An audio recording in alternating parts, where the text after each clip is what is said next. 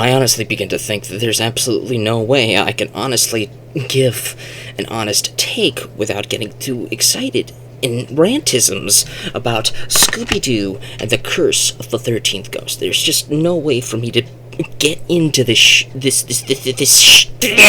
without getting into a rant. But I'm going to try. This is my third take.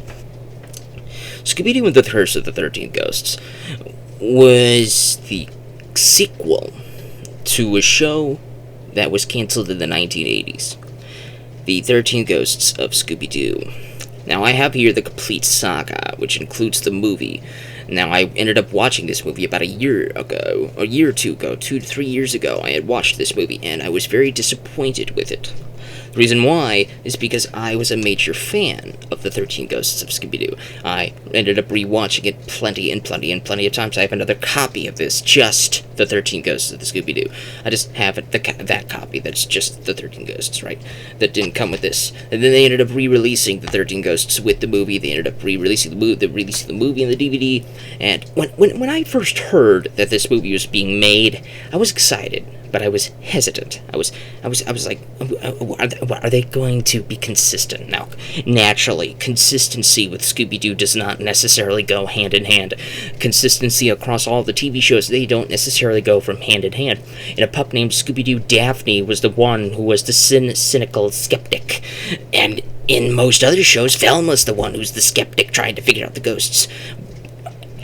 So, naturally, consistency doesn't necessarily carry over, but when you have a sequel to a show, I expect it to carry some levels of consistency. And it has some tiny scant amounts of consistency, but it's sprinkled on top of a cake of inconsistency.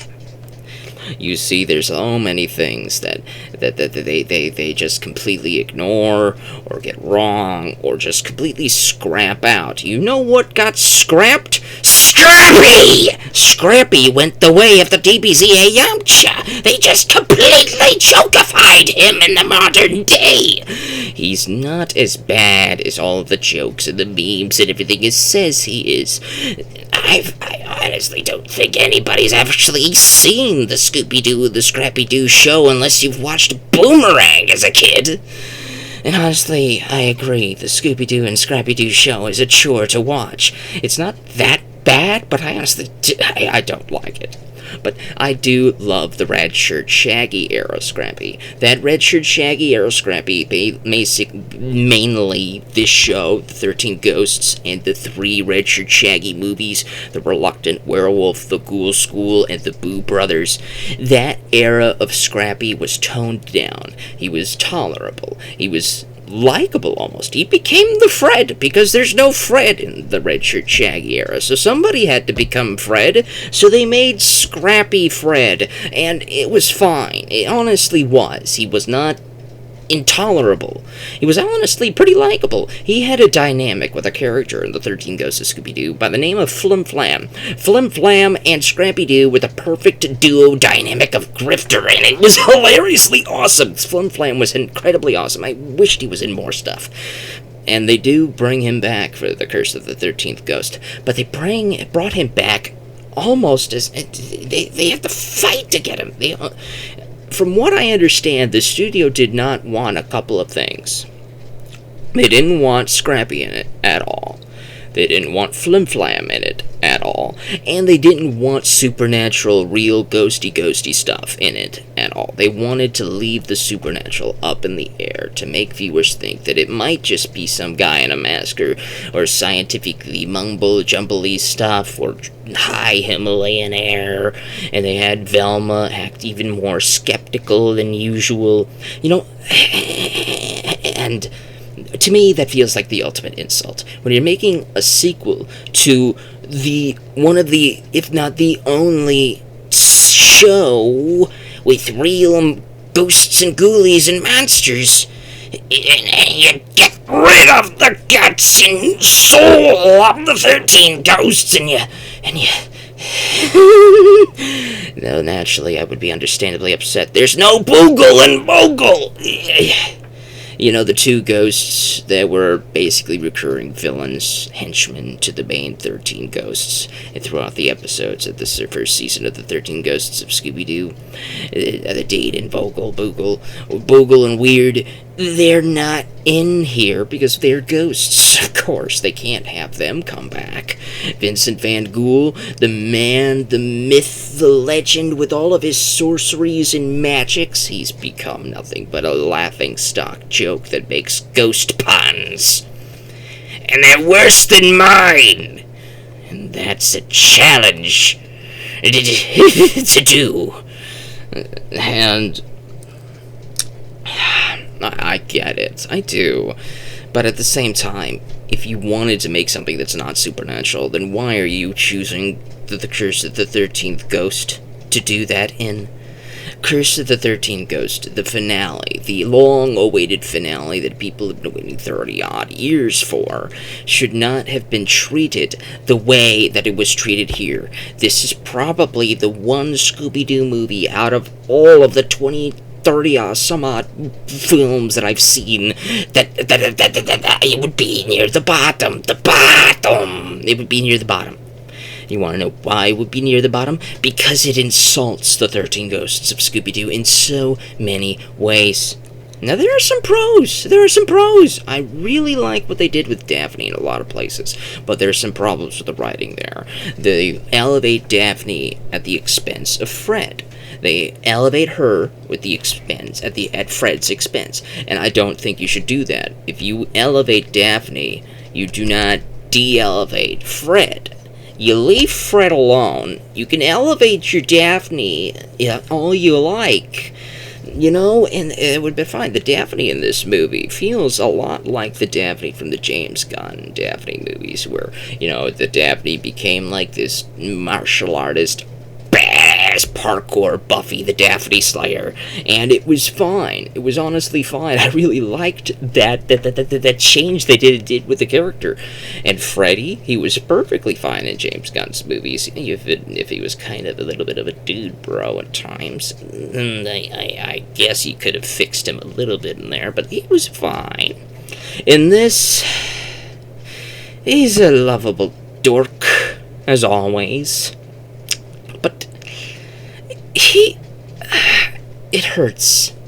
The Mystery Inc. van is supposed to be this 60s van, right? And I'm not a car guy. Correct me if I'm wrong, but I don't think they had automatics in the 60s. I think the Mystery Machine was a stick. Fred would know how to operate a stick! And the joke in this, the recurring joke, is that Fred doesn't know how to operate a stick in a car, the stick of the car. He doesn't know how to operate that. No, it's like, And then there's another thing, I understand continuity and stuff. Fred wasn't even in the Curse of the 13 Ghosts, in the 13 Ghost series, the show. So, who knows if this was carrying over from Where Are You? I honestly always assumed that the 13 Ghosts of Scooby-Doo was a sequel to Where Are You? So at least some of the things that happened in Where Are You happened in the 13 Ghosts of Scooby-Doo. And one of the things that was in the Where Are You show was that in the first few episodes that I recently rewatched, Fred was often the one who did bribe Shaggy and Scooby with the Scooby snacks. He was the one who bribed them when they split up, he was the one who get them to get the courage with the Scooby snacks and haggled with them. And in this, it's like he acts like he has never heard of it before. He's never haggled with them before. He's like, Daphne was the one who always did. Daphne was doing it in a pup named Scooby-Doo. It was mainly Fred and Velma who were haggling with them back in the day. Minor nitpicks. A major nitpick is what they did with my boy Flim Flam. I love his moments in this movie. Don't get me wrong. He is done well with what little he was given, but it feels like he was just given the B plot, the B team, the afterthought. Like the movie was already made and they realized, we can get Flim Flam back for a little thing, so they gave him a little thing on the side. Because nobody could figure out what they could do with Fred and Velma, so they added Fred and Velma in with the Flim Flam story, because they said, let's add Fred and Velma for this stuff, but even though they weren't in this at all, I honestly think if you're going to make Curse of the 13 Ghosts, you should have made it in consistent sequency with the 13 Ghosts of Scooby-Doo. Get rid of Fred, get rid of Velma, and and keep the original machine, give Shaggy his red shirt back, bring him in Shaggy, keep the magic, keep the supernatural, keep the ghosts, and make it.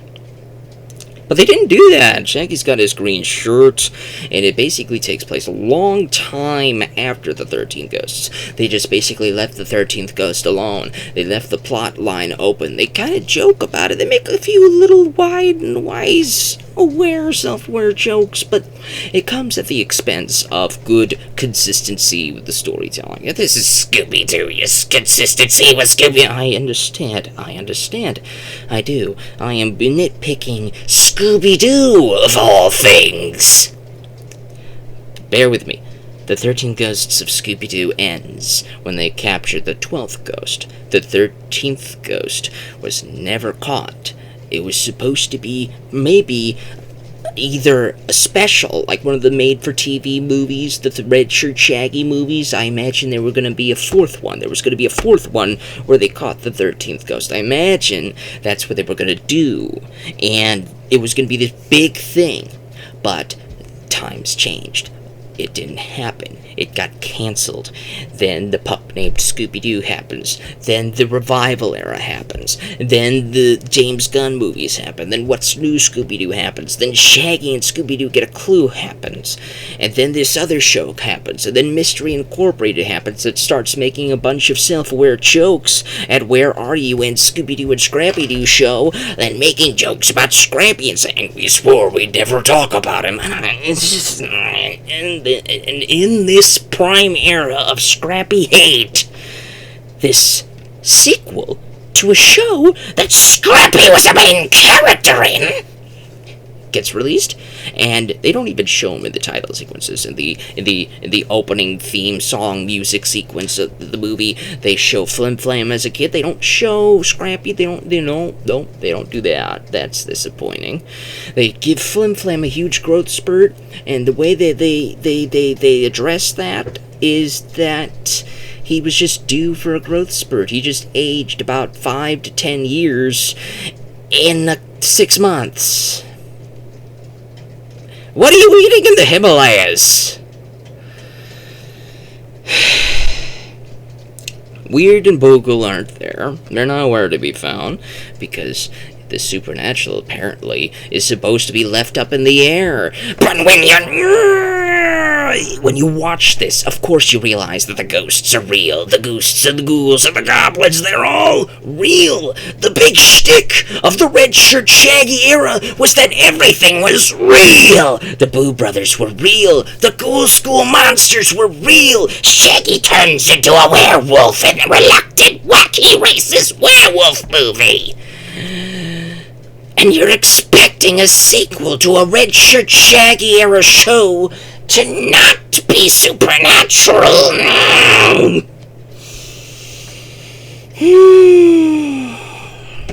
I didn't like this movie, if you could tell. At least, I didn't like the inconsistencies. I didn't like the decision to get rid of the supernatural. I didn't like the decision to turn Vincent Van Gogh into a comical joke of his former character.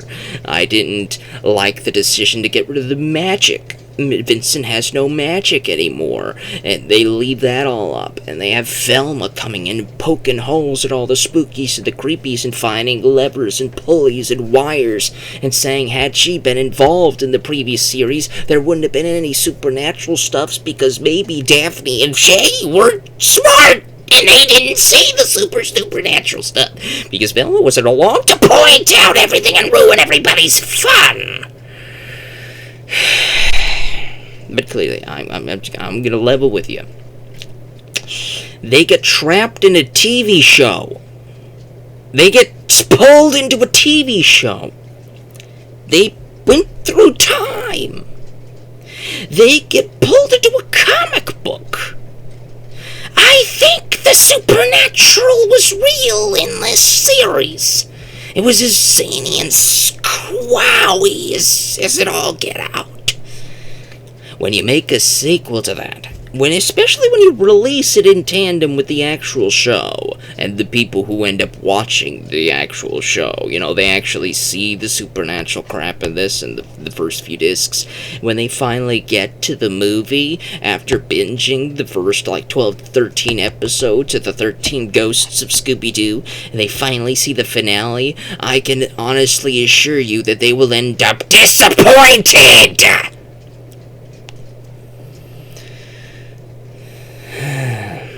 But is it nice? Is it pretty to look at? Of course it is. The animation is delightful. The characters are great. Lillard voices Shaggy, and he's fine. The voice actor for Brain and Pinky and the Brain of the Animaniacs voices Vincent Van Gogh, because the late Vincent Price is late for life because So they had Brain come in to voice Vincent Van Gogh, and he's doing a very good Vincent Price impression. It's very nice. The voice acting is great. Greta Lyle is great to hear. Frank Welker is as great as usual. And I believe this is post-Mindy Cohn era, so there's no Mindy Cohn. I don't know who comes in. I forget her name, but she's fine.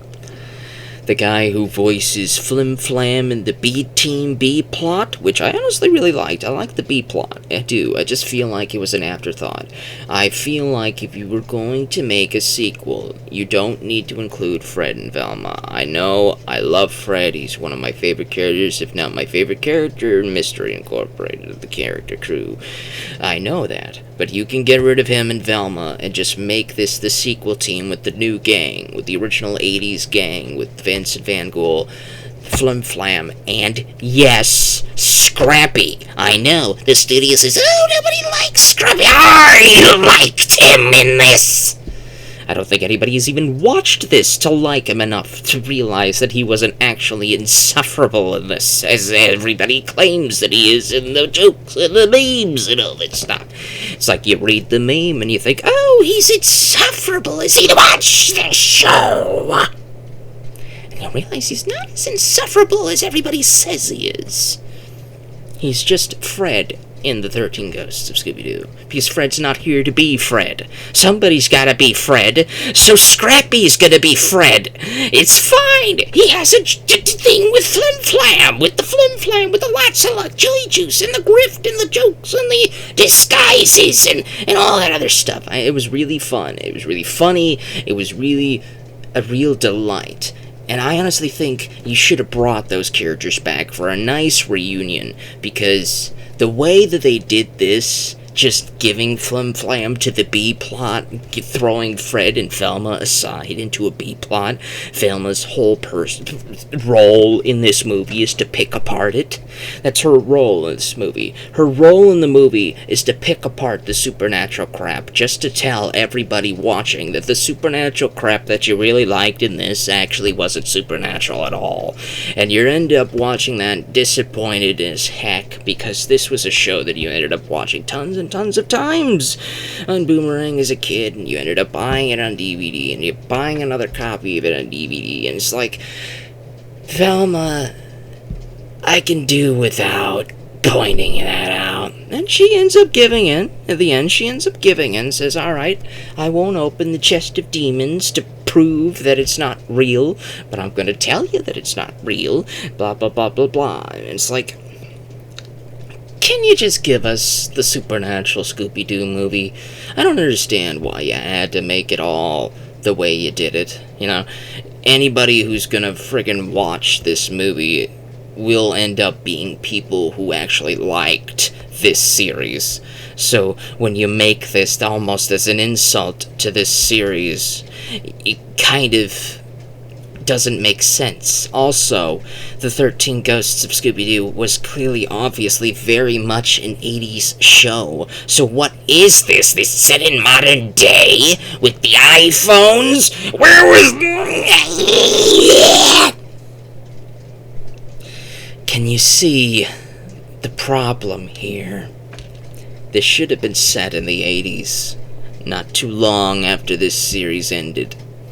I honestly wouldn't have minded 2D animation and not digital not digital animation, but traditional animation, I would have preferred an old school style of animating for this movie, but these are the types of streamlined stuff. This was an afterthought. This came out recently after they decided to make Return to Zombie Island, which I watched and I didn't hate, but I don't remember it all that much. So I'm gonna have to rewatch it again to refresh my memory of what actually happened in Return to Zombie Island.